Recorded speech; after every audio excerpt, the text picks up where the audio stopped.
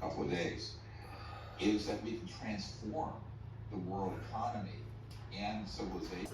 To where we reach what's called a level 1 civilization, which you probably talked about, where we're no longer damaging the environment. Within 20 years, there's no poverty on the planet. There's this big leap forward for all of humanity, not just the United States, but the United States would obviously lead that because we're the largest military and economic power on the planet. And it would also clean the environment.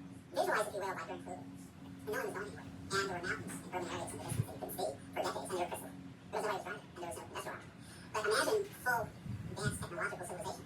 But you have this wonderful technology that's pulling energy out of the fabric of the space around an object, what's called the quantum vacuum, the zero-point energy field. And that technology is safely deployed to run the planet, to run your house, to run your car, to run everything. Have a sustainable civilization within our, well, I'm going to just bring chicken, but perhaps even within my lifetime.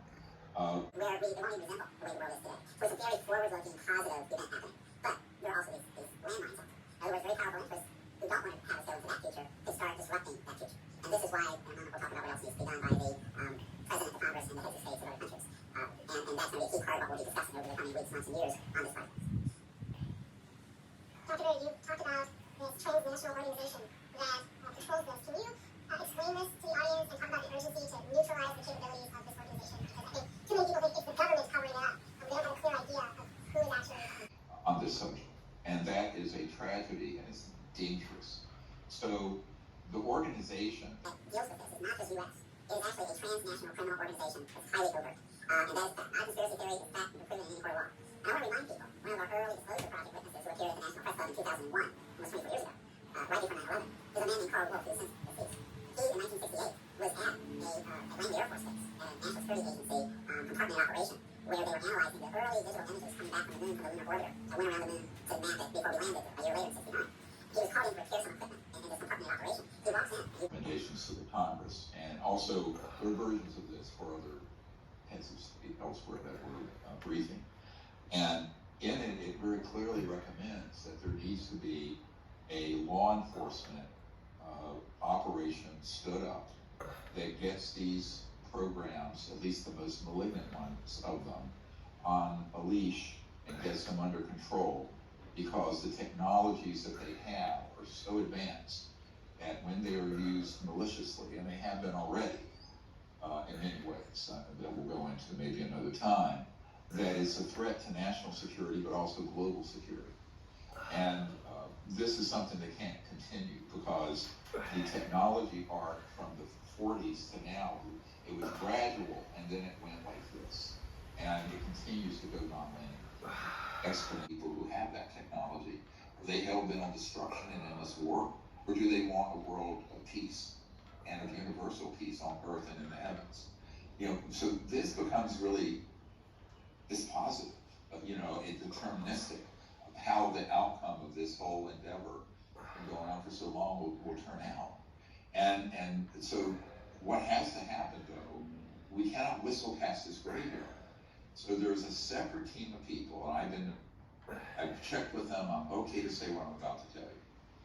And what I'm about to tell you is it's explosive and sensitive, and all of this isn't.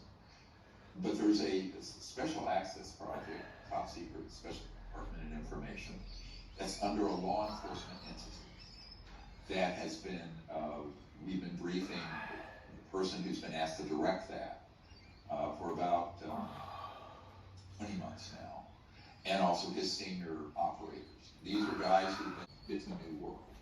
And if it doesn't happen, it can be very dangerous. So the stakes here cannot be overstated. I'm not trying to be frightening to people, but it cannot be overstated.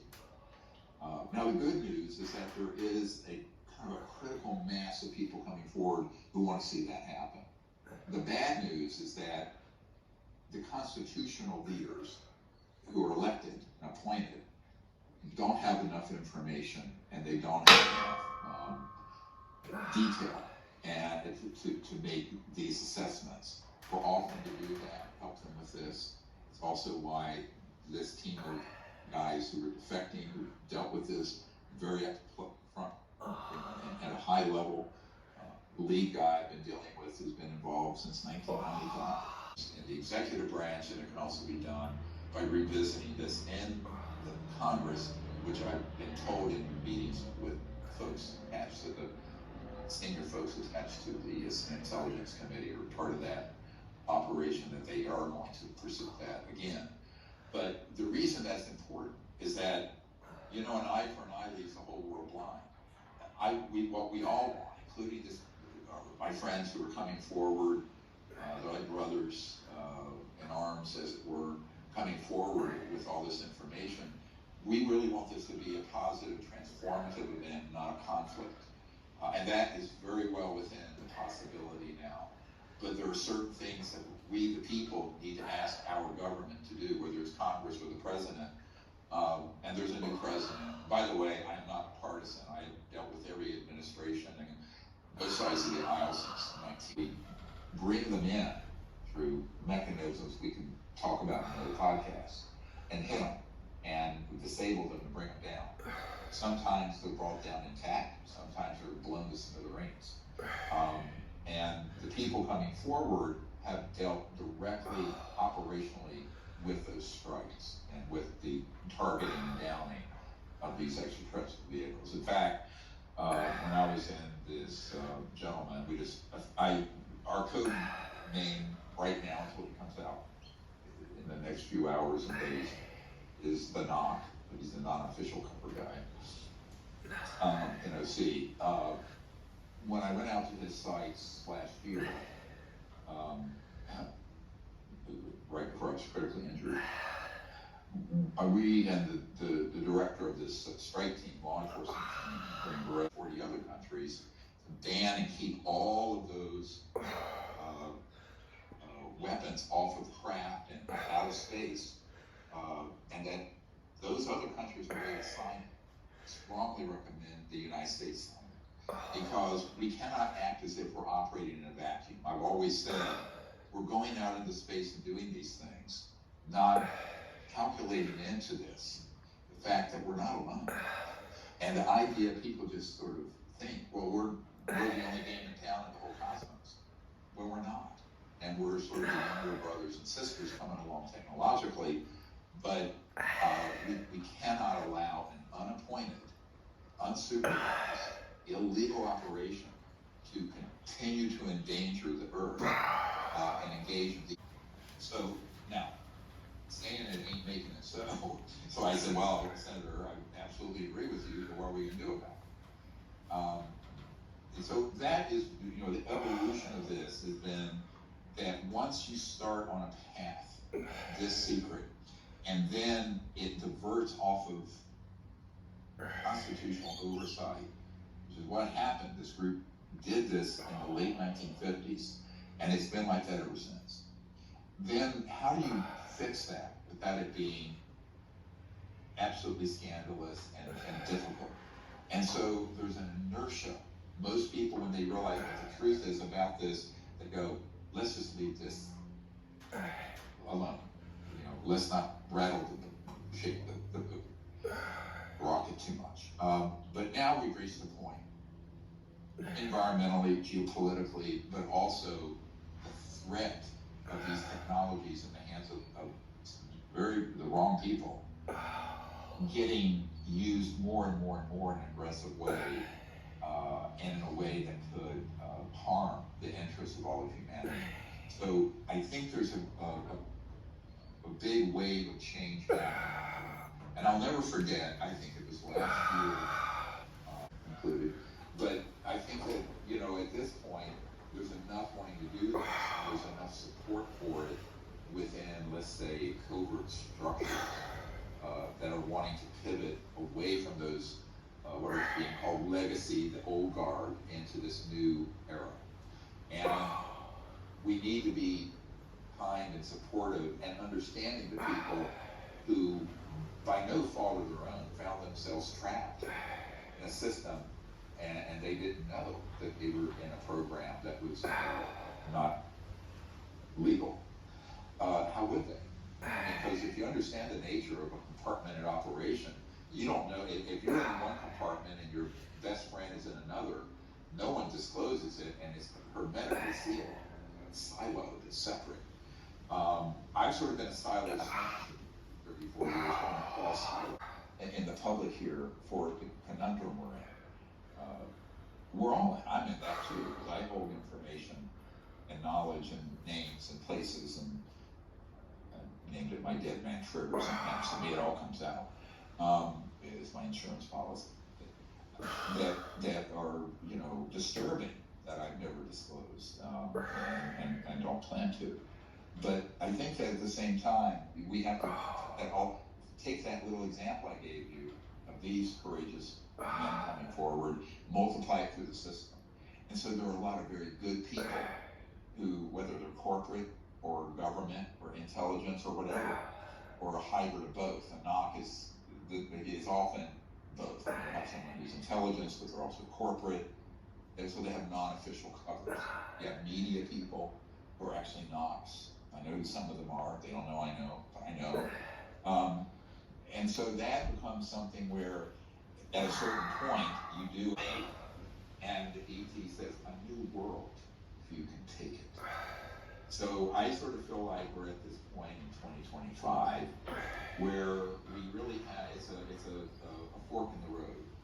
Do we want to take that new world, or do we want to stay on the path we're on now that is going to lead to more and more environmental destruction and worse? So I think that this is the point where we, together, all of us, in my living room, my little fireside chat, where there's no fire, but maybe someday we'll have a fire,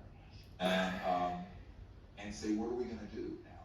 We need to enter into this new phase of human history, and now all the elements are in place to do it. It just needs to be a peaceful transition and transformation. And I will tell you, having spoken very recently with the knock who's coming forward, that is his aspiration. And he's doing this with all the good consequences. How concerned should we be about media control and tech censorship? The big, I was, it was funny, I think I offended a reporter with the New York Post last week. It's at CBS, which at that time was owned by Westinghouse, I believe, which was a big defense contractor. They go, no, you're not. And they forbade him from doing the study. And that's why some years later, he was on Larry King Live, which I had been on, where he said, you know, he became very depressed because he realized his whole career had been a fraud, and that he was a fraud. And Larry King didn't understand that. And it was because he was a man of conscience. He was not allowed to tell the biggest story in the history of the human species. And that is a true story. Now, when Bob Schwartz told me that, the way he ended the conversation, I remember we're in this, I'm there sort of doing what they call a salon, where a lot of, you know, high level financial and social and political people gather, and someone comes into a dinner party at a home and shares what they know. And so it had to be short, but he said, let me tell you, the bottom line of this is, we, the fourth estate, the media, have become, you know, what is it, the saying by the famous feminist Gloria Steinem, the truth will set you free, but first it will kiss you. So, so I think that's another part of this, is that I always flash on Jack Nicholson, if you could, you can't handle the truth. Everyone says they want to know the truth until they hear the truth, and then they go, I want to hear this thing, right? So I think that's part of the problem, is human nature. And I was born in 1990 or 91 by a CIA operative who said, if you tell the truth about this, the truth is so bizarre, it's all true, but it will discredit it will discredit you, and discredit itself, because the truth is so outrageous. What's actually happened, what the technology is, how we have hoaxed the alien threat through propaganda and psychological warfare operations, psyops, and this is real. And I thought at the time, an hour and a half. But I want to share this story because it's circulated all over the internet. I found it hilarious. It's called the Wilson Memo. You remember that, Michael, and all that happened back in. Oh, absolutely. It's been the subject of much obsession in the UFO community. So what really happened? Yeah, well, because I was the guy that instigated Back in 1997, April, we had done some closed meetings for members of Congress, off-site, not at the Congress, but at the Weston in Georgetown. And there were a number of mentions that was unconstitutional and illegal. Therefore, it has no force of law. Ask the foundation of the Disclosure Project. Nobody quite understands this. Constitutional lawyers will. Because that's how I came about this theory and ran it by some constitutional attorneys, both left and right, who said, yes, it's absolutely true. If the program itself is an illegal program, it can't then enforce national security law. So it's basically, they've outed themselves as an open source entity by going off the constitutional boundaries and operating illegally and lying to the president, lying to Congress. God damn it. How can I not have a need to know? I'm the head of intelligence for the Joint Chiefs of Staff. They said, sir, we will not discuss this with you. And they hung up, blocked him. As he began to push further, he was threatened, and he was threatened with being demoted. Take a star off your lapel, so when you retire, so he backed off of it. So by the time I get to his office, now remember, it's supposed to be a 45-minute stand-up briefing that I'm doing for the head of intelligence, for instance. And it's hard to believe, it's almost 38 years ago, in April, because it was April '97. And, you know, he was, of course, non-enthused. I had with me, as